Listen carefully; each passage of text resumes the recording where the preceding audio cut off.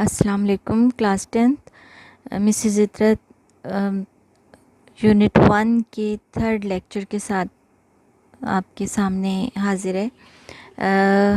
आज हम पढ़ेंगे। आपको मालूम है दुनिया में बहुत सारी इक्वेशंस होती हैं, बहुत टाइप की इक्वेशंस होती हैं, लेकिन हर एक को हम क्वाड्रेटिक इक्वेशन नहीं कहते।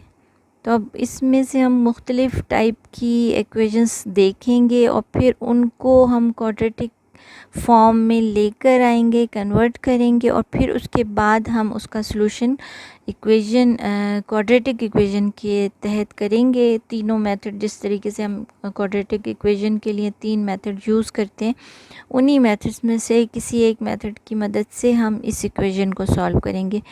अब यहाँ पर फर्स्ट टाइप की इक्वेशन आपको नज़र आ रही है। ये देखिए फर्स्ट टाइप की ये है।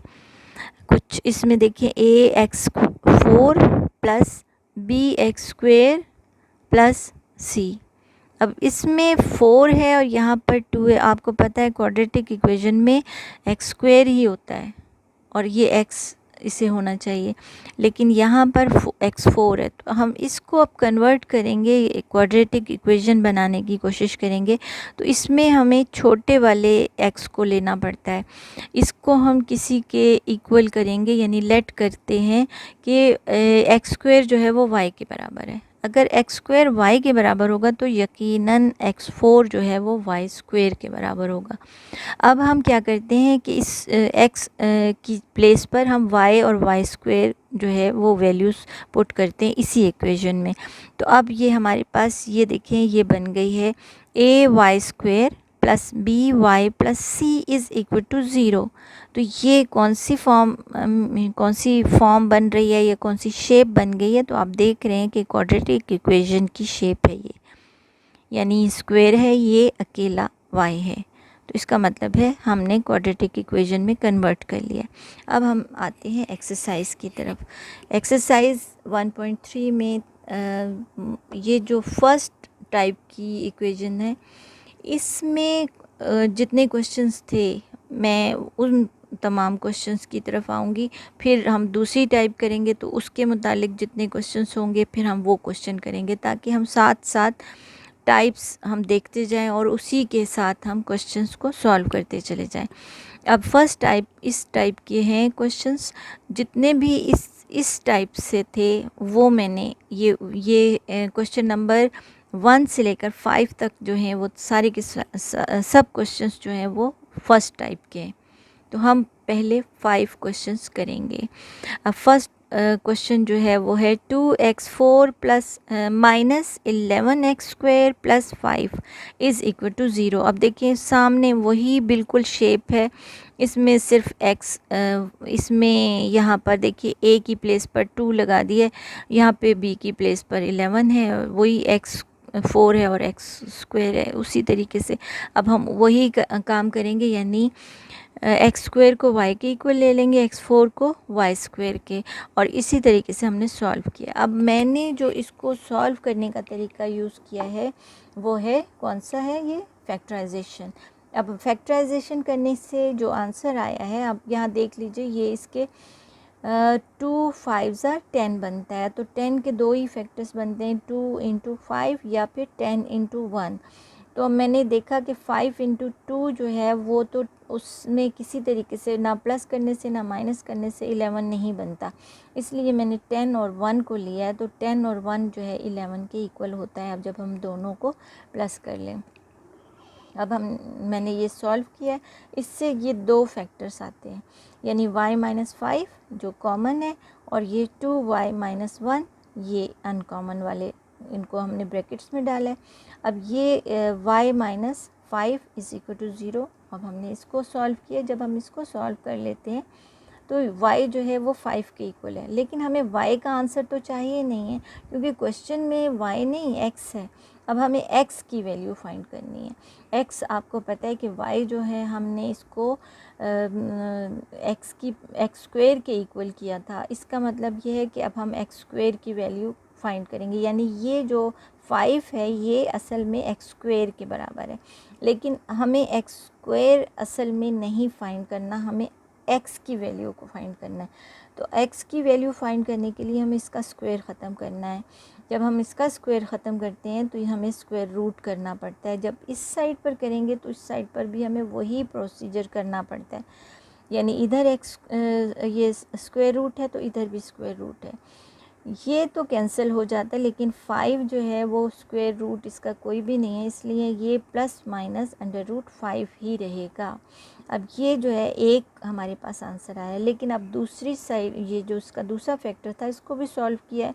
तो इससे यहाँ पर देखिए 1 को इधर लेकर गए, 1 आ गया, और फिर ये 2 जब नीचे चला जाएगा ये 1/2 के बराबर आ गया y इज़ इक्वल टू 1/2।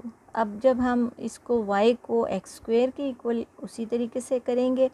अब इसका भी स्क्वायर ख़त्म करने के लिए हमें इसको स्क्वायर रूट में डालना पड़ेगा। अब स्क्वायर रूट में जब हमने डाला है तो आपको पता है 1 का तो स्क्वायर रूट 1 ही होता है, इसलिए 1 तो सॉल्व हो गया, लेकिन ये जो 2 है इसका स्क्वायर रूट सॉल्व नहीं हो सकता, इसलिए ये अंडर रूट 2 ही रहेगा। अब इसका मतलब ये हुआ कि इसका सॉल्यूशन सेट जो है प्लस माइनस अंडर रूट 5 और प्लस माइनस 1/√2 हो गया। ठीक है, अब ये क्वेश्चन नंबर 1 जो है हमने इसका सॉल्व कर लिया। अब क्वेश्चन नंबर 3, क्योंकि मैंने इसको इसलिए चूज़ किया है क्योंकि ये थोड़ा सा इससे मुख्तलिफ है। क्वेश्चन नंबर 2 जो है वो आपने ख़ुद करना है। क्वेश्चन नंबर 1 मैंने कर दिया है, 2 आप ख़ुद करेंगे क्योंकि वो सेम टू सेम ऐसे ही है जैसे क्वेश्चन नंबर 1 है।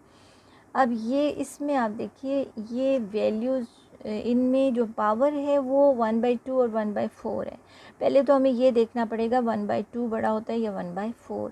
आपको मालूम है कि जितने भी फ्रैक्शंस होती हैं उसमें अगर न्यूमरेटर इक्वल हो तो जो डिनोमिनेटर छोटा होता है वो असल में वो बड़ा फिगर होता है। तो इसका मतलब ये है, यहाँ पे मैंने करके भी बताया हुआ है कि 1/2 को अगर हम सॉल्व करना चाहें, 1 को 2 से डिवाइड किया तो ये 0.5 आता है, और 1 को 4 से डिवाइड किया तो 0.25 आता है। इसका मतलब है 0.2 जो है छोटा है 0.5 से, तो इसका मतलब 1/2 बड़ी फिगर है। अब हम इस बड़ी पावर भी बनती है, तो इसका मतलब ये हुआ कि ये जो है स्क्वायर की जगह ले सकती है। अब हम जब इसको कन्वर्ट करेंगे तो x, हम छोटी वाली चीज़ को लेट करते हैं। अब हमने x 1/4 को हमने y के इक्वल किया है, और यकीनन फिर 1/2 जो है वो y स्क्वायर के इक्वल हो जाएगा। अब इसको जब हम इस फॉर्म में लेकर आते हैं y और y स्क्वायर की फॉर्म में, तो ये सिंपल क्वाड्रेटिक इक्वेशन बन गई है, standard form. 5y square minus 7y plus 2 is equal to 0। अब इसको हमने बिल्कुल मैंने फैक्टराइजेशन से वैसे ही सॉल्व किया जैसे कि पिछले क्वेश्चन को किया था। अब वो सॉल्व होने के बाद हमारे पास आंसर आता है y minus 1 into 5y minus 2 is equal to 0। अब दोनों को हम इक्वल टू 0 करते हैं। ये हमने y minus 1 is equal to 0 किया, y इज़ इक्वल टू 1, ये इधर आ गया। अब लेकिन हम ये y को तो हमने 1/4 के x 1/4 के इक्वल किया हुआ था, अब हम इसको इधर ले आए। अब ये होता ये कि इसकी पावर को ख़त्म करना है, क्योंकि हमें तो x चाहिए। इसकी पावर को ख़त्म करने का अगर ये इस फॉर्म में हो, फ्रैक्शन की फॉर्म में हो, तो हम जो नीचे डिनोमिनेटर में होता है उसी से हम इसको होल में मल्टीप्लाई कर देते हैं। जब हम मल्टीप्लिकेशन करते हैं तो आपको पता है 1/4 मल्टीप्लाइड बाय 1/4 मल्टीप्लाइड बाय 4। अब ये यकीनन ये 4 इससे कैंसिल हो गया तो ये 1 रह गया। अब ये कैंसिल होने के बाद ये x रह गया। अगर हम इसकी पावर जितनी भी लिख दें, 1 की पावर चाहे जितनी भी हो जाए, वो सिर्फ 1 ही रहता है। ठीक है, अब ये x एक तो इसका ये हमने सॉल्व कर लिया, ये है 1। अब दूसरी साइड पर आ जाते हैं, ये है 5y minus 2 is equal to 0। अब y इज़ इक्वल टू 2/5, ये 2 पहले आ गया, फिर ये नीचे आ गया, ये 2/5 हो गया। अब x यकीनन y जो है वो x की पावर 1/4 के बराबर है। अब इस 1/4 को कैंसिल करने का वही तरीका है कि 1/4 को होल में 4 से मल्टीप्लाई कर दिया जाए। 4 4 से कैंसिल हो गया, ये 1 हो गया, ये तो 1 हो गया। लेकिन जब हम इसका 4 लेते हैं, इसका 4 लिया, तो अब देखें 2 2 ज़ार 4 4 2 ज़ार 8 8 2 ज़ार 16 और 5 5 ज़ार 25 25 5 ज़ार 125 125 5 ज़ार 625। तो इस तरीके से ये हमने सॉल्व कर लिया है और इसके जो फैक्टर्स बनते हैं वो हैं 1 और 16/625। ठीक, ये क्वेश्चन भी सॉल्व हो गया। अब हम करते हैं क्वेश्चन नंबर 4, लेकिन ये भी मैं पूरा नहीं सॉल्व करूँगी, ये सिर्फ मैं आपको अरेंज करके बता देती हूँ, क्योंकि आपको पता नहीं चलेगा कि 2/3 बड़ा है या 1/3 बड़ा है। इसको भी आप इसी तरीके से करके यहाँ पर देख लीजिए कि ये 1/3 है, इसको जब हम डिवाइड करके देखते हैं तो ये 0.33 बनता है, जबकि 2/3 को अगर हम डिवाइड करते हैं तो 0.6 बनता है। तो 0.6 बड़ा होता है 0.3 से, तो इसका मतलब है 2/3 जो है वो बड़ा है। अब हम 2/3 की बजाय हम 1/3 को लेंगे, कन्वर्ट करेंगे y में, यानी x जिसकी पावर 1/3 है उसको हमने y के इक्वल कर लिया, और 2/3 जिस x की पावर है उसको हमने y स्क्वायर के इक्वल कर लिया। अब हम जब इसको अरेंज करेंगे तो ये इसी जगह पे रहेगा, और इसको हम इस तरफ ले आएंगे और ये यहाँ पर चला जाएगा। ये इस साइड से, ये इक्वल टू से इधर आने की वजह से ये प्लस था, ये माइनस हो गया, और ये इधर ये इसी तरीके से रहेगा और ये इक्वल टू 0 हो जाएगा। अब हमने जब इसके इक्वल कर लिया है y को और इसके इक्वल कर लिया y स्क्वायर को, तो अब हम इसको, ये जो चीज़ है ये वाला स्टैंडर्ड फॉर्म, इसको हम y स्क्वायर और y के साथ लिखेंगे तो ये शेप बन जाएगी। अब आपकी मर्ज़ी है, इसको फैक्टराइजेशन से करें, आपकी मर्ज़ी इसको फार्मूला से करें, क्वाड्रेटिक फार्मूला से करें, या कंप्लीटिंग स्क्वायर तो यहाँ पे यूज़ नहीं होगा। तो आप इसको आप जिस मर्ज़ी मेथड से करें, दोनों मेथड्स में से, और इसे ख़ुद सॉल्व करना है आपने, ट्राई योरसेल्फ।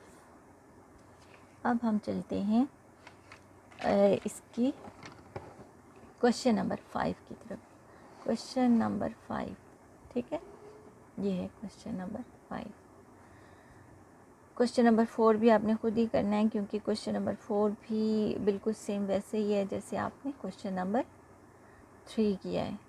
अब ये क्वेश्चन नंबर 5, अब देखिए इसमें नेगेटिव आ गया। पावर जब नेगेटिव होती है आपको पता है वो नीचे चली जाती है, यानी जिसकी पावर नेगेटिव है उसको हम नीचे डिनोमिनेटर में ले जाएं तो वो पॉजिटिव हो जाती है। ये है 3x - 2 + 5 is equal to 8x, उसकी पावर है -1। अब आपको ये पता चलना चाहिए कि -2 बड़ा है या -1 बड़ा है। जी ये देखिए x -1, इसको स्क्वायर करें। जब हम इसको स्क्वायर करते हैं तो ये बन जाता है, ये कन्वर्ट होता है। देखिए ये ऊपर इस होल पावर जो है ये इससे मल्टीप्लाई हो रही होती है, यानी ये आ जाएगा -2, यानी ये x की पावर -2 बन गई। लेकिन जब हमारे पास -2 है और उसको हमने 2 से मल्टीप्लाई किया तो ये हो गया -2 × -2, -2 × 2 इज़ इक्वल टू -4। जी, तो अब इसका मतलब ये हुआ कि ये -4 बन गया और ये -2 बन गया। तो ये हम इसको इसी लिहाज से कन्वर्ट करेंगे, यानी 3x - 2 माइनस, इसको हम इस तरफ ले आए हैं, -8x माइनस इसकी पावर -1 और +5। अब ये शेप उसी टाइप की है जिसको हमने कन्वर्ट करना है, यानी ये छोटी पावर है, इसको हमने यहाँ ले आए, x - 1 is equal to y, और इस -2 वाला जो फिगर है इसको हमने y स्क्वायर के इक्वल कर लिया। जब हम इसको कन्वर्ट करते हैं तो ये बन जाती है, ये वाली इक्वेशन इस फॉर्म में आ जाती है, यानी 3y square -8y + 5 is equal to 0। ठीक है, अब इसको हमने उसी तरीके से मैंने इसको सॉल्व किया है, यानी फैक्टराइजेशन की मदद से। ये 3 और 5 को मल्टीप्लाई करें तो 15 बनता है, और अगर हम 3 और 5 को प्लस करें तो ये 8 बन जाता है। तो इसलिए इसके फैक्टर्स तो बहुत आसानी से ये हमें मिल गए। y माइनस 1 एक फैक्टर है और 3y माइनस 5 एक फैक्टर है। इन दोनों को जब हमने सॉल्व किया तो y इज़ इक्वल टू 1 आ गया और यहाँ पर y इज़ इक्वल टू 5/3 आ गया है। जब अब हमें मालूम है कि ये x जो है हमने इस y को हमने x उसकी पावर -1 के बराबर किया था। अब आपको मालूम है कि ये जो माइनस पावर होती है अगर हम उसको नीचे ले जाएं तो ये पॉजिटिव हो जाता है। हमें तो x चाहिए, x की वैल्यू चाहिए, हमें x की पावर -1 की वैल्यू नहीं चाहिए। अब हम इसको नीचे ले आए, कन्वर्ट किया तो ये 1 जो है ये भी नीचे चला जाएगा ना। तो 1/1 का क्या मतलब है, 1 ही मतलब है। तो x की वैल्यू जो है वो किसके इक्वल आ गई, 1 के। अब यहाँ पर जब हमने किया है तो ये -1 की वैल्यू जो है 5/3 आ गई। लेकिन जब हम 1/ इसको इसी फॉर्म में लेकर आएंगे जैसे ये किया है, यानी नेगेटिव इसका पावर को ख़त्म करने के लिए हम इसे नीचे ले आए हैं, डिनोमिनेटर में ले आए हैं, तो ये बन गया 1/x। जब हम इसको हमने इंटरचेंज किया, नीचे किया है, तो हमें फिर इसको भी चेंज करना पड़ेगा ना। ये आ गया 5/3, इसकी